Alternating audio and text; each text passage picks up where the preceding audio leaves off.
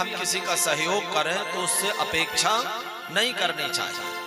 कई बार होता है ना, लोग बेटियों के विवाह में कुछ दे करके आए और उनके घर से फिर उसको व्यवहार में लिख लेते हमने उनकी बेटी में इतना दिया है। फिर जब हमारे कार्यक्रम होगा और उन्होंने कम दिया तो कहते हैं कि अच्छा उसी में बुराई हो जाए, हमको इतना दिया, हमने तो इतना दिया था।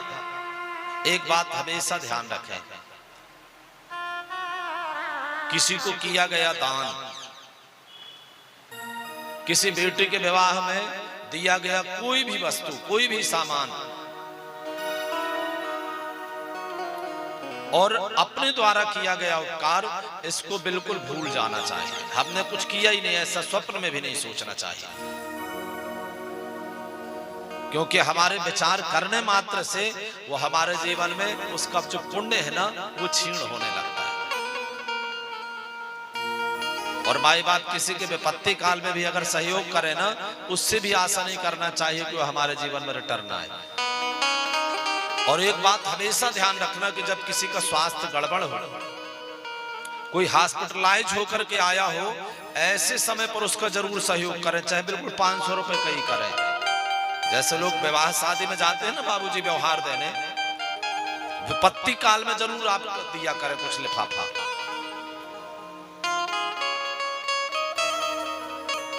क्योंकि उस समय पर दिया गया वो लिफाफा वो आपके जीवन में ज्यादा फायदेमंद है।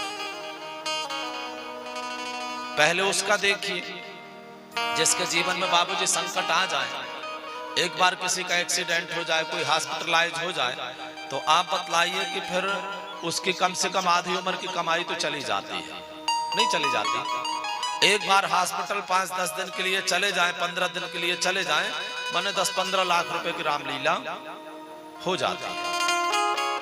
अब इतना तो वो वहां पर लूट करके आया, हॉस्पिटल में तो लूटते ही है, 5 रुपए की चीज 80 रुपए में बेच के तो लूट नहीं कहेंगे।